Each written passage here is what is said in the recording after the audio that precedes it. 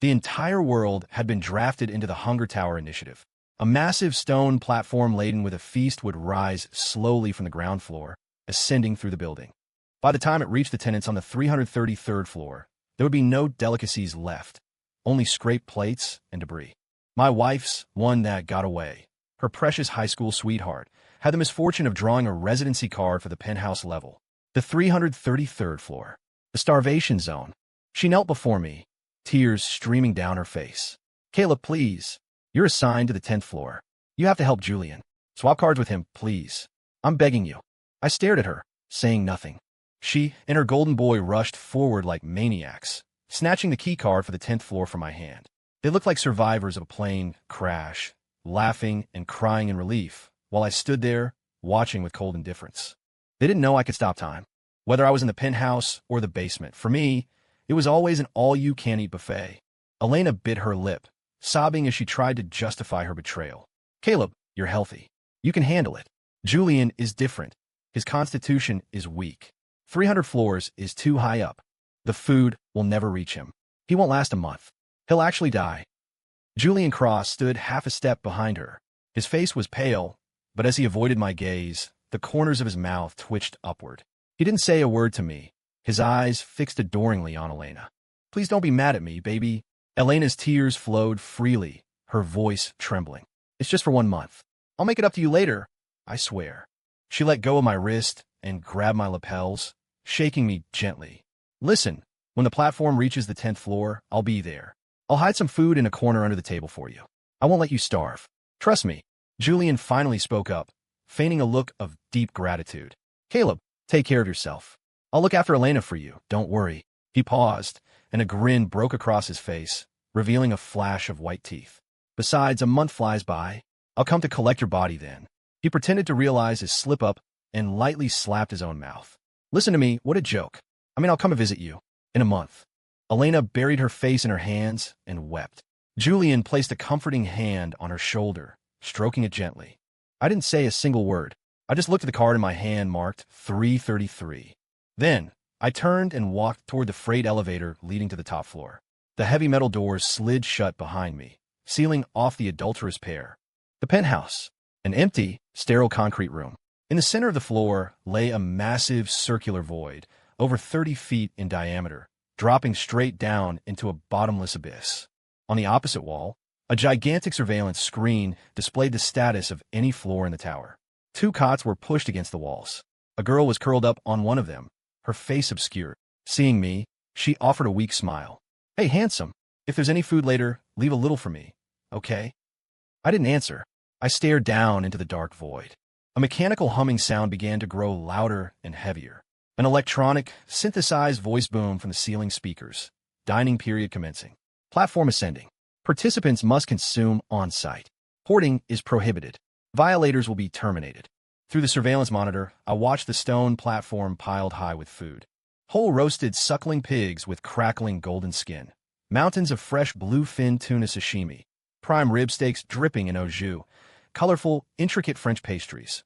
Massive lobsters and king crab legs. The mountain of food was so immense the aroma seemed to overpower the smell of bleach in the room, even through the screen. The people on the first floor began to feast. They ate with gluttonous abandon, wasting as much as they consumed, not caring a whit whether the people above them would eat. Soon, the stone platform reached the 10th floor. The remaining food had been picked over, leaving a mess, but there was still plenty. Julian held a glass of red wine, his arm wrapped possessively around Elena's waist. Elena leaned into his chest, her cheeks flushed with wine and warmth. She glanced at the monitor for the 10th floor and realized I was watching them from the penthouse. Elena's face reddened further, a flicker of panic in her eyes. Then, surreptitiously, she pointed to a spot on the edge of the stone platform. There, next to a pile of spilled salad greens and some smashed cakes, a bone china plate was turned upside down. Elena's finger tapped the inverted plate, her lips moving soundlessly. Her eyes were pleading, signaling me. Julian saw it. He casually reached out and shoved the plate aside, revealing a bread roll hidden underneath. Elena looked shocked, staring at him in disbelief. "Julian, if we don't hide it, what about my husband? Will he have anything to eat?" Julian put on a pitiful, wronged expression. "Elena, baby, we can't hide that roll. It's a long way up to the top floor. someone is bound to find it. If the system flags us for hoarding, the penalty is death. We be tortured. Elena looked like she wanted to cry, but couldn't. Her lips trembled. The platform continued its ascent. The scraps became fewer and fewer. Finally, the digital counter jumped to 333. The massive stone table rose through the hole in our floor. There wasn't a crumb left. Every plate had been licked clean. Julian's face appeared in a small picture-in-picture window on the screen. He leaned into the camera lens and smirked.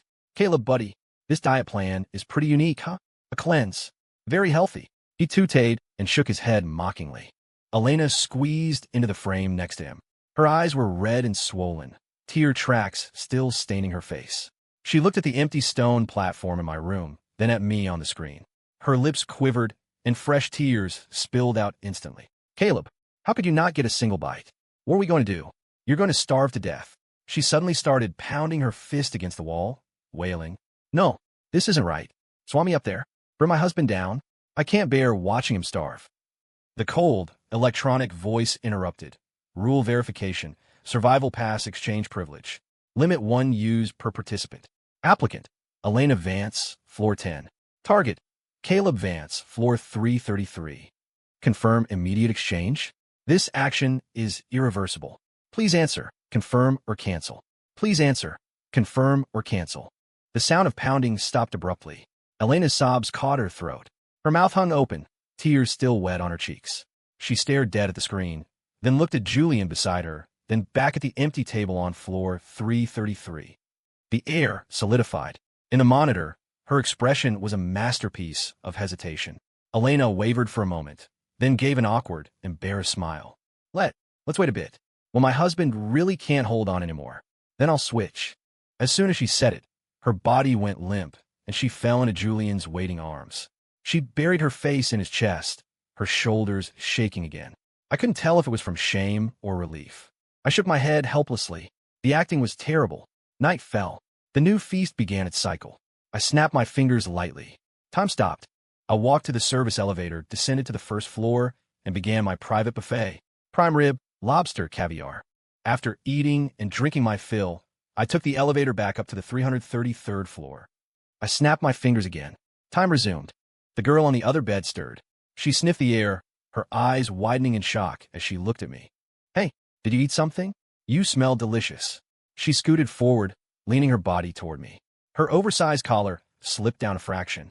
"If you have food, give me a little, okay? Whatever you want to do. I'm game." The girl's face came into the light, visible to the cameras. Julian, down on the 10th floor, saw her on his monitor. First, he shook his head in disbelief, then he screamed. "Trixie? Trixie Hart, is that you? How are you here?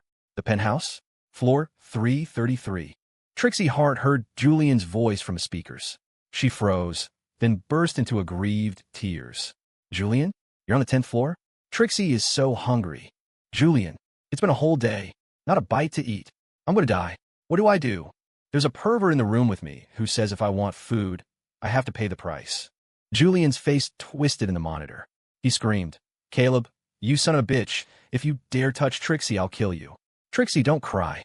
I'll swap floors with you. I'm swapping right now." Beside him, Elena froze. She asked suspiciously, "Julian, who is she?" Julian didn't even turn his head. He waved her off impatiently. "Beat it.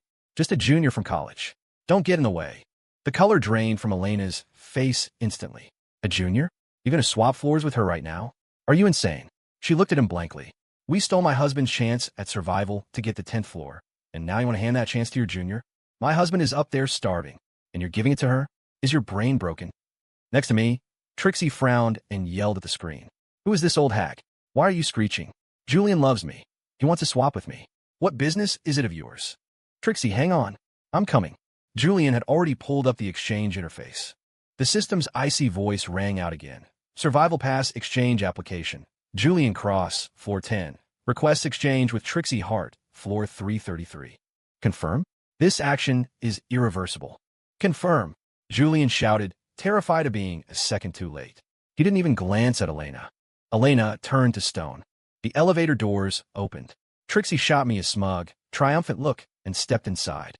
Moments later, Julian arrived on floor 333. Things were getting interesting. Julian sat on the cot, looking numb, staring blankly at the surveillance screen. Trixie was already seated at the dining table on the 10th floor. She immediately grabbed a rack of lamb and began tearing into it. Julian licked his dry lips and spoke to the screen. Trixie, hide some food for me. Anything. Quick, put it under a plate. Elena, you hide some too, I'm starving. On the screen, Trixie lifted her heavy eyelids, gave a contemptuous sneer, and completely ignored him. Elena, pale as a ghost, stared at Trixie. Then, she pursed her lips and slipped a piece of bread under a bowl. Trixie snorted with laughter. You think he's going to get that bread? Keep dreaming. By the time it goes up 300 floors, there won't even be crumbs left. Save your energy. Elena looked lost, her eyes filled with confusion. But, my husband is up there, and Julian. My husband swapped with Julian, and Julian swapped with you. Is this how you treat him? Trixie laughed as if she'd heard the world's funniest joke, wiping grease from her mouth with a linen napkin. Julian Cross? He's just a simp I've been stringing along for 3 years. A loser I got bored of playing with. Who does he think he is? She leaned back, crossing her arms and tilting her chin up. And look at you. You've got a husband and a home, yet you're tripping over yourself to swap floors for a side piece? Pouring your heart out, playing the devoted lover? TSK, TSK. Pathetic. Elena's face was completely drained of blood. Her lips trembled so hard she couldn't speak. Beside me, Julian was dumbstruck. He couldn't utter a syllable. 3 days later, Julian hadn't had a drop of water or a grain of rice. He was extremely weak. He looked at me with suspicion. Caleb, did you smuggle food in? Why do you look so healthy? I continued to ignore him. He glared at me coldly, then turned to the screen, crying out to Elena. Elena, baby, please swap with me, okay? I can't take it anymore. I'm going to starve to death. Please. Elena looked up, staring blankly at Julian. A flicker of unbearable pain crossed her eyes. Next to her, Trixie panicked. Don't you dare swap. Julian hates my guts right now. If he comes back down here, it'll be a horror show. Sister, don't do it. If you go up there, you'll never come back down. You'll starve to death. Elena opened her mouth, then looked at me on the monitor. Caleb, are you hungry? I can swap with you too. I regret it. I really regret it. I didn't move. I didn't look at her. I gave no reaction. Julian frowned, bursting into pitiful tears. Elena, why are you looking at him? Do you not want me anymore? We hid our love for so many years. I swallowed my pride and stayed in the shadows for you. And now you're going to watch me die here. He wept heart-wrenchingly, tears and snot flowing together. Where is your heart? What about the love you said you had for me? Was it all fake? Can you bear to watch me die? Huh? Elena froze on the screen. Her eyes held a mix of heartache and profound embarrassment. I just tilted my head, waiting for her choice. Elena lowered her head, her body trembling. Her eyes were a storm of conflict. It seemed like an eternity before she gritted her teeth. Caleb, I'm sorry. Julian saved my life once. She lifted her head, glanced at Julian, and spoke with sudden firmness. I'm swapping Julian down. I'm going up to be with you. I belong to you in life and in death. If we have to die, we die together up there. She confirmed the command immediately. The cold, synthetic voice announced, Survival Pass Exchange, Elena Vance, floor 10, and Julian Cross, floor 333. Immediate execution. The elevator doors slid open. Elena ran out. Seeing me, she reached out to grab my hand. Caleb, I'm here to be with you. I sidestepped her. Her hand froze in midair. On the screen, the elevator doors on the 10th floor opened. Julian practically crawled out, tumbling toward the dining table. He grabbed a steaming roast duck, ready to devour it. Suddenly, he glanced up at the surveillance camera. He held the food under his nose, inhaling deeply, then grinned viciously. Elena, I have food now. I can tell the truth. What did you say just now? He threw his head back and laughed maniacally. I saved your life. Let me tell you the truth, you stupid woman. That incident at the pool years ago, I pushed you in, hero saving the beauty. I wrote the script and directed the whole thing. A brainless idiot like you. I just made up a life debt and had you wrapped around my finger. He licked the roast duck intoxicatedly, then sneered. You think I actually liked you? A married woman pretending to be noble? If not for your family's dirty money, who the hell would play these disgusting sneaking around games with you? You think you're worthy? Elena swayed, her face ashen. She couldn't speak. Julian smelled the duck again, then looked at me with contempt. And you, Caleb Vance, you deserve to starve. A loser who can't even keep his own woman. A bitch and a moron. You two are a match made in heaven. Go ahead, hug each other, and starve to death up there. Seeing I remained silent, he shook the roast duck in his hand tauntingly. See this, Caleb? Roast duck. Greasy. Juicy. I'm breaking my fast, and you won't even get to smell the bones. Caleb, Can you smell it? Jealous? Too bad. Even when you die, you won't get a hot meal. Just rot away on floor 333. Witnessing this, Elena's lips trembled uncontrollably. She looked at Julian with complex emotions, then turned her aggrieved gaze to me. Caleb, I regret it. I shouldn't have given the card to him. Large tears rolled down her cheeks. I didn't look at Elena. I kept my eyes fixed on a roast duck in Julian's hand. Then I spoke, my voice flat. Julian, you won't eat that meat. Julian paused, then laughed loudly. Caleb, did hunger make you crazy? The meat is right by my mouth. It's in my hand. You think a duck this cooked is going to fly away? He brought the duck to his lips, shouting, I'm eating it right now. In front of you, two starving ghosts. Watch me eat. Smell it. Then rot together in the penthouse. Loser. He craned his neck, opening his mouth as wide as it would go. His teeth aimed for the glistening, crispy skin, ready to bite down hard. Right at that moment, I snapped my fingers. Time stopped. The image on the monitor froze. Julian's mouth was agape, eyes bulging, the duck leg inches from his teeth. On the 10th floor below him, Trixie was in the middle of stuffing a slice of ham into her sleeve. She froze mid-motion. Elena's tears stopped on her cheeks, suspended in silence. Only I can move. I walked to the freight elevator. Doors opened. Step in. Press 10. I arrived on the 10th floor. Julian sat there, immobile, the duck leg hoisted to his mouth, sauce congealing on his fingers. I walked over and pried the duck leg from his grip. It fell from his hand. I let go. The sound of the object falling was distinct in the absolute silence. The roast duck tumbled into the darkness of the elevator shaft in the center of the platform. I controlled the time stream locally, allowing just the stone platform to rise slowly, ascending to the 11th floor.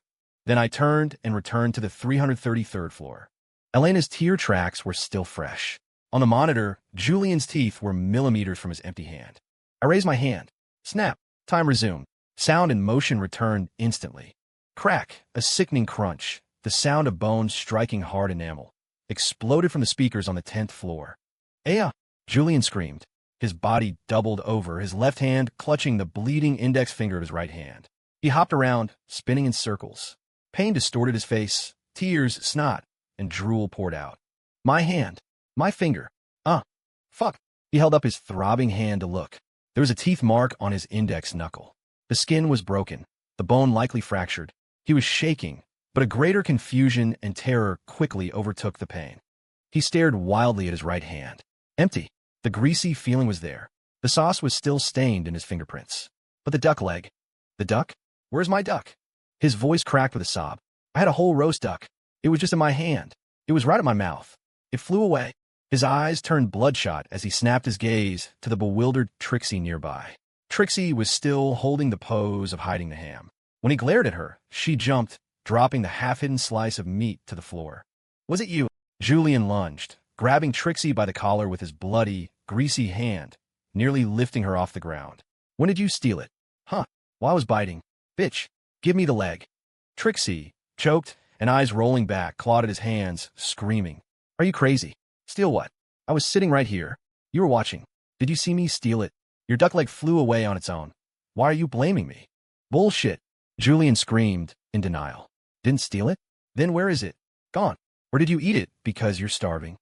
Where are the bones? Where are the crumbs? He shook her violently. Trixie, dizzy from the assault, struggled and yelled. You lost it yourself, and you're taking it out on me. Look, the stone platform is gone too. She pointed to the deep hole between them. Julian's screaming stopped. Food. Table. Julian went dumb.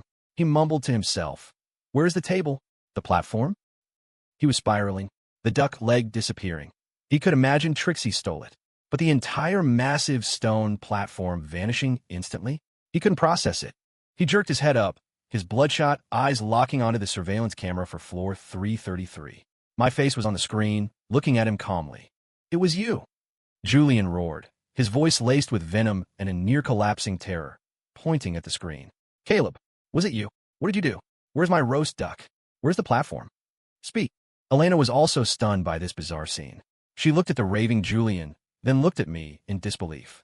Her lips trembled, soundless, her eyes filled with immense confusion and a fear of the unknown. My voice transmitted to the 10th floor, perfectly calm. That meat. I told you. You wouldn't get to eat it. Julian's body swayed, as if the words physically drained his strength. He looked at his empty, greasy, bloody hand, at the empty shaft, and at my calm face on the screen. Impossible. A greater rage and humiliation washed away his reason. He whirled on Trixie, eyes burning with fury. Trixie Hart, what did you call me just now? You call me a simp. Julian's voice was shrill. He grabbed Trixie by the hair and slammed her onto the hard floor. You said I was a loser you got bored of playing with. A simp you strung along for 3 years. The back of Trixie's head hit the floor. She screamed in pain. Julian, you psycho. Let go. I'm a simp. Julian had completely lost his mind. He straddled Trixie, slapping her face with his bloody palm. The sharp smack-smack sounds echoed through the 10th floor. You strung me along, spent my money, took my gifts, made me your workhorse, and now I'm a simp. You cheap slut. He cursed as he hit her, saliva mixed with blood dripping onto Trixie's face. Trixie struggled, her nails scratching furrows into Julian's face and neck. Get off. Loser. You lost your food because you're useless, so you attack me? You are a simp, a delusional simp. You deserve to starve.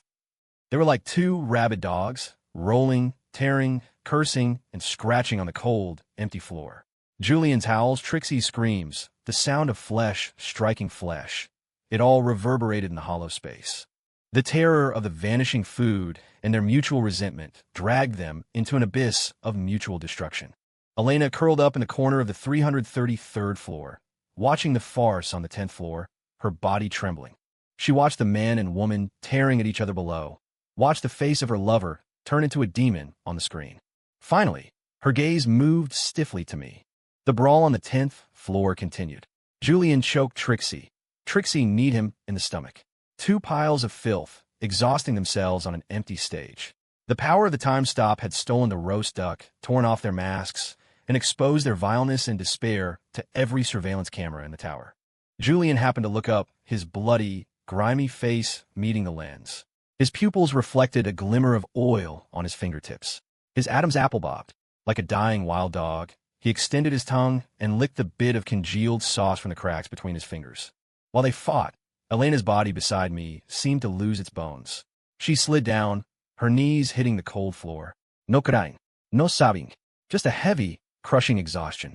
Caleb, her voice was dry, like sandpaper rubbing together. I am sorry.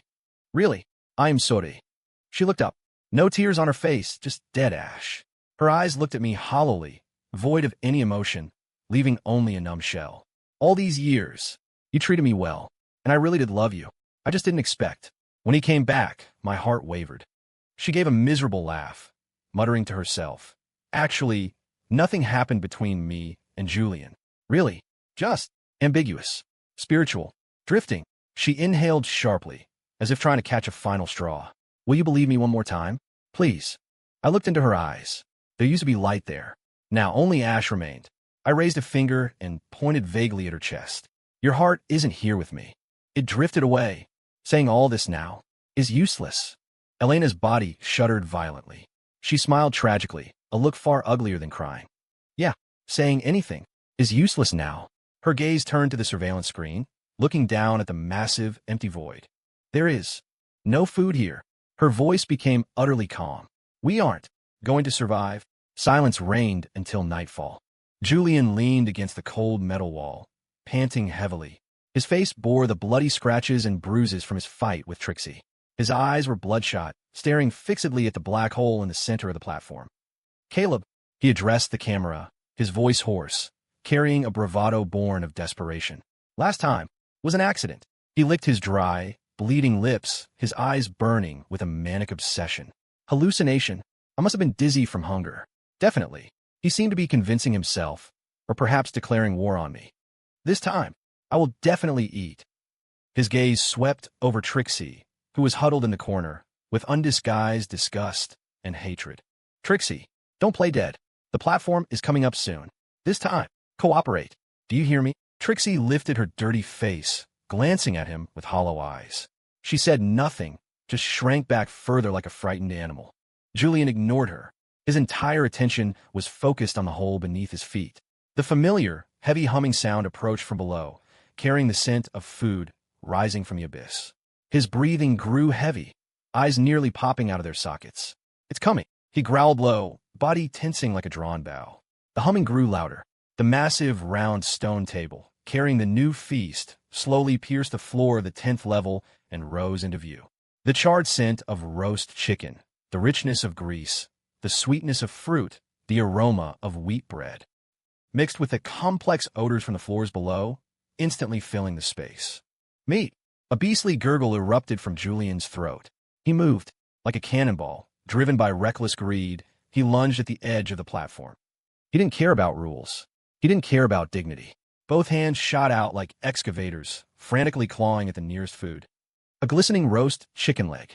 He grabbed it, gripping it deathly tight in his left palm, grease dripping down his fingers. A thick steak with charred edges. His right hand clawed into it, meat juices soaking his fingertips. Not enough. He saw a pile of freshly roasted lamb chops nearby, steaming hot. He lunged, using his elbow to brutally sweep away obstructing plates, practically lying on the platform to suppress the food with his body. Mine. All mine. He roared incoherently, drool mixed with oil running down his chin. His eyes stared dead at the camera, filled with naked provocation and the ecstasy of imminent success. Caleb, watch this. I'm eating right now, for you to see.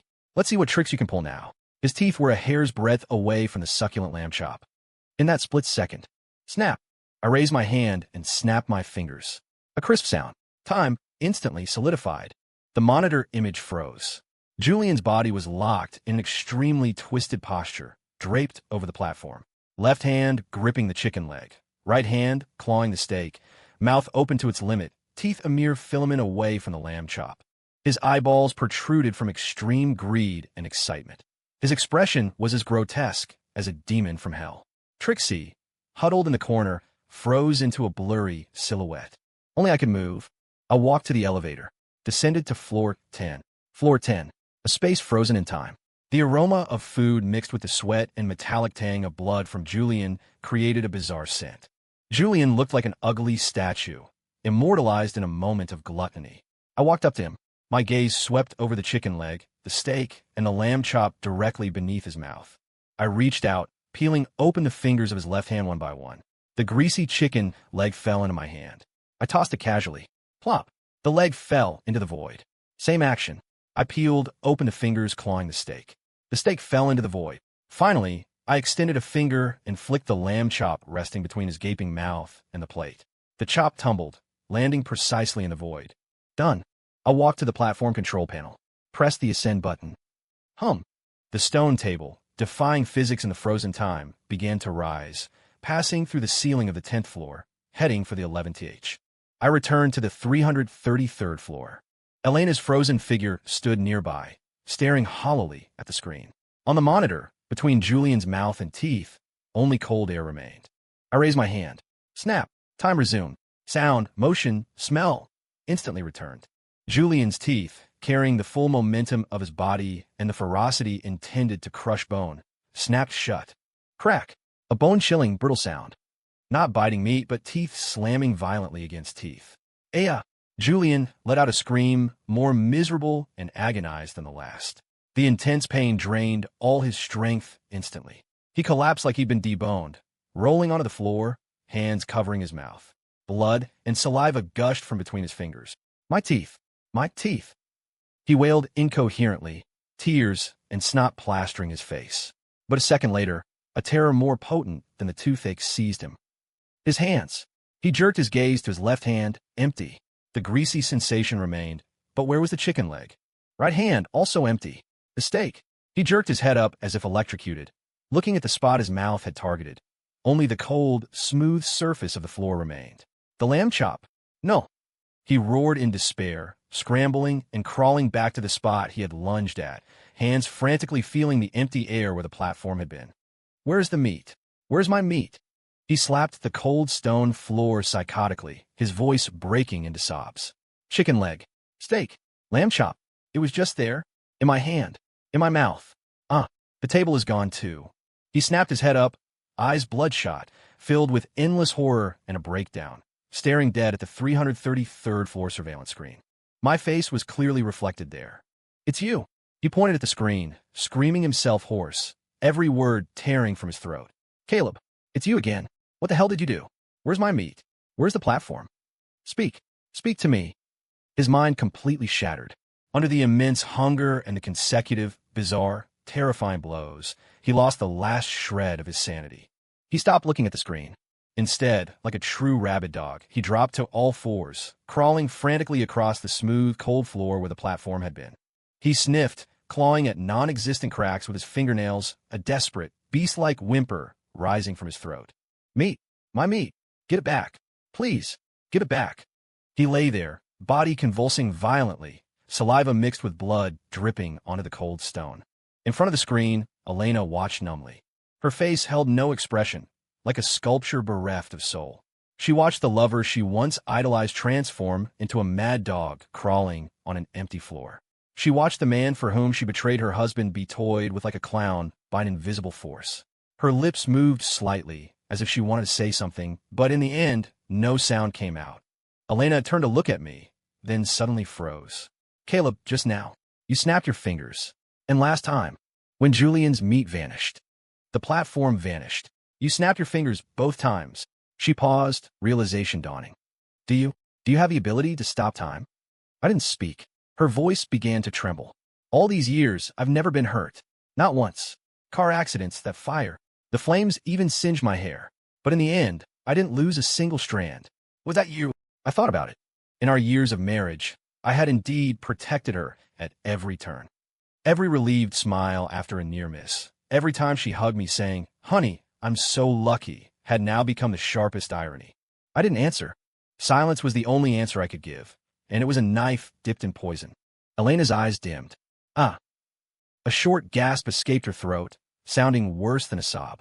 She slid down the wall, collapsing to the floor, burying her head deep between her knees. I'm so stupid. Her voice was muffled, weak, numb, like she was talking to herself. I really am. The stupidest woman alive. I personally threw away the person who loved me most. Julian didn't see our exchange. He was panting, staring at Trixie. Trixie, you still have a chance to swap. You can swap Caleb down here. Swap him. I want to tear him apart with my own hands. Trixie laughed contemptuously. Swap him down.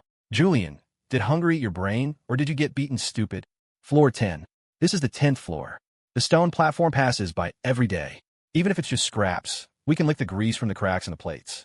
She pointed a finger upward toward the 333rd floor, shouting, You want me to swap up there? Floor 333. Do you know what that place is? It's a graveyard. By the time the platform gets there, there won't even be a fart left. Going up there is waiting to die, starving into a mummy. Do you think I'm brainless like you? She hugged her arms, shrinking back. Want to drag me down to cushion your fall? Keep dreaming. Julian stumbled to his feet and lunged at Trixie again. They fought once more, but Julian had no strength left. After a brief scuffle, he lay on the floor, panting weakly. Suddenly, he struggled to sit up, then fell to his knees. His filthy forehead slammed heavily onto the cold, hard floor with a dull thud. Elena. When he lifted his head again, the gore and tears on his face had mixed into a grotesque mask. His voice was humble to the point of dust, thick with sobbing and begging. Elena. Look at me. Help me. It's him. It's Caleb doing this. Beg him. Beg him to let me go. I know I was wrong. I really know I was wrong. Ask him to give me a bite of food. Just one bite. I am dying. Elena. For the sake of our past. Save me. Please, Elena. He loves you so much. He'll listen to you. His forehead slammed down again, a heavy, desperate sound. Elena smiled numbly. She opened her mouth to speak to the screen. Julian, this time, I choose for you to die. I choose for you to die. Elena's voice was calm, rippleless. On the screen, Julian's kowtowing motion froze. He slowly lifted his head, bloodshot, cloudy eyes staring dead at the lens, seemingly trying to pierce the screen to see the expression on Elena's face. The last trace of color drained from his face instantly. Something in those eyes was completely extinguished. The last light, the last hope, the last shred of manic obsession, poof, snuffed out. Only hollow ash remained. His body swayed. He stopped kneeling and collapsed like a pile of rotten mud, curling up on the cold floor. His filthy face pressed against the ground, eyes half open, staring straight ahead. His pupils reflected the cold, unfeeling, circular glint of the camera lens. He stopped moving. Elena withdrew her gaze. She stopped looking at Julian on the screen.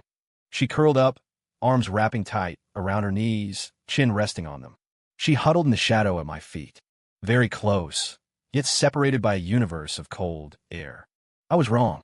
She began to speak, her voice as light as a dream, broken. Really wrong. Her eyes stared blankly into the void. Shouldn't have. Swap cards. Shouldn't have. Trusted him. Shouldn't have. Thrown you away. On the 10th floor platform, only Trixie remained. She huddled in the corner farthest from Julian's corpse. Since Julian fell, she hadn't moved. She looked at the screen again, looking at my face. She knew that in the days to come, she wouldn't get any food either. She staggered to her feet, walked to the edge of the hole in the 10th floor, and leaped into the abyss, vanishing from sight. The days that followed were devoid of waves. I don't know how much time passed before the cold, synthesized voice sounded. Survival cycle concluded. Game over. I stood up and took the elevator to leave. I didn't look back at Elena. A piercing light flooded in. Outside light. The light of the real world. The doors slid shut silently behind me, completely sealing off that cold, starving world of calculation and death. The smell of bleach and despair was left behind. Outside, it was open. The air carried a sense of spacious freedom. The wind blew against my face, brushing past my ears, carrying the faint, distant sounds of the city. Who controlled this game? Where are they watching from? Why did they do it? These questions were like stones thrown into a deep pool, causing a brief ripple in my mind. Then they sank rapidly, disappearing without a trace. Maybe I'd play with them properly later. I had to say, the buffet wasn't bad. Great presentation, taste, and aroma. End. Story complete.